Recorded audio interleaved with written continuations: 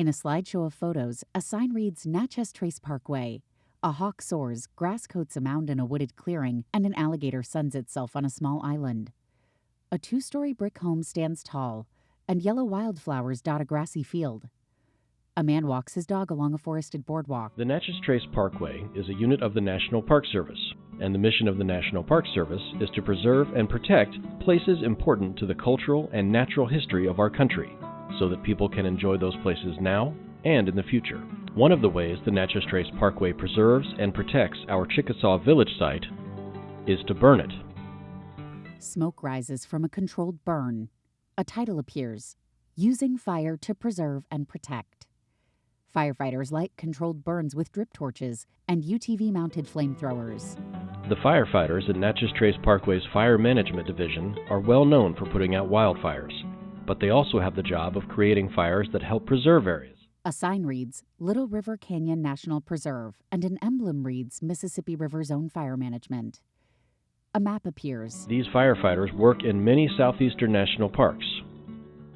They are the Mississippi River Zone Fire Management Team. Chickasaw Village site is in Tupelo, Mississippi, at milepost 261.8 on the Natchez Trace Parkway. A sign reads Chickasaw Village Site, and a photo shows the interior of the Visitor Center.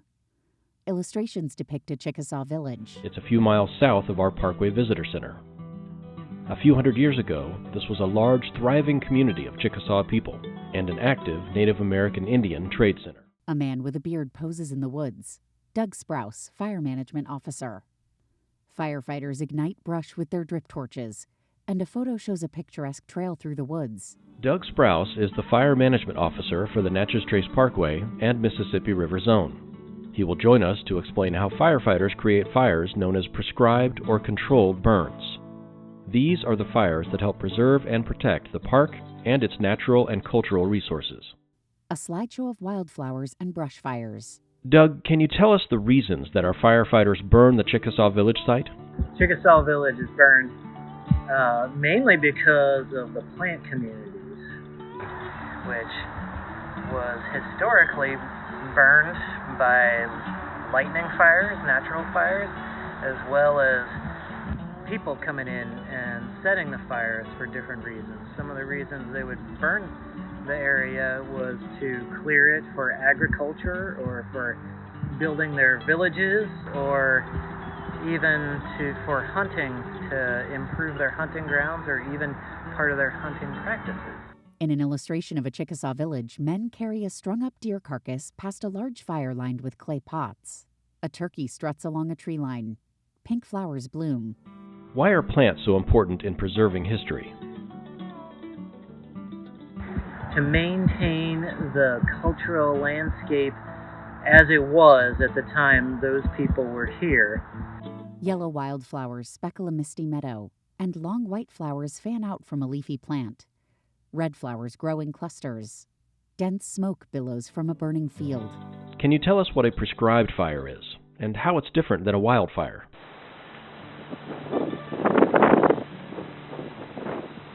A prescribed fire and a wildfire are both wildland fires. Prescribed fires are planned usually by land managers with the ability to safely carry out the burns on the landscape. Firefighters consult maps and hike a trail.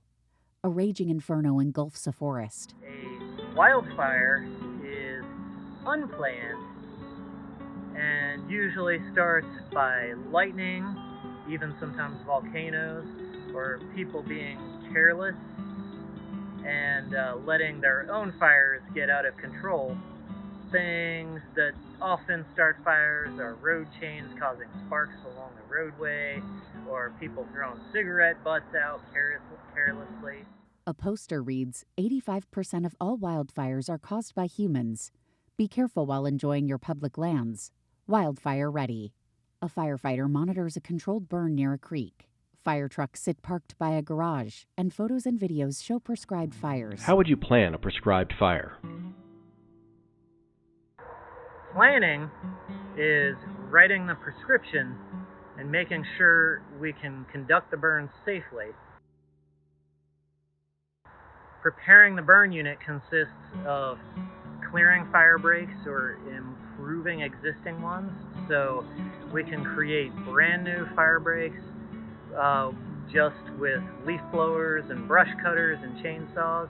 Or if we use something that's already existing, like a roadway or a creek or something like that, we just improve it to make sure it'll hold the fire a little bit better than if we just left it alone.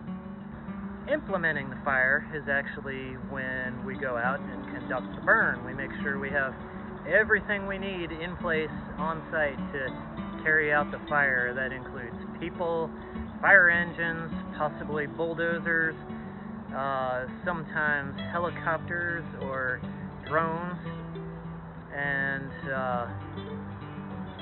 then we actually light the fire. Flames roil along a tree line. A firefighter leans on an axe and squats down to inspect a smoldering log. The final stage we call mopping up and monitoring. Mopping up consists of putting out parts of the fire that might actually threaten the fire break or might want to get out of the planned area. If someone wanted to become a wildland firefighter, how would they do it? Ask a firefighter. You can go to your local fire departments, you can go to the National Park Service, the United States Forest Service, and talk to people that are actually doing it, because there's a lot of different ways to become a wildland firefighter. Doug, thanks for telling us about how fires are used to help preserve and protect our national parks. The view pans across a forest fire. The Natchez Trace Parkway has several prescribed burns every year. Our Facebook page is a great place to find out where and when our wildland firefighters are conducting them. Please visit us on Facebook at Natchez Trace Parkway, NPS. Credits roll. Facebook, Natchez Trace Parkway, NPS. Produced by Jane Farmer. Narrated by Jeremy Childs. Filming by Mandy Toy. National Park Service. Previous contract with Great Divide Pictures. Jane Farmer. Photography by Scott Johnson, Brian Powers, Robert Bonch, Kristen Maxfield, NPS Photos. Music, Fractal of Light of Chris Hagen.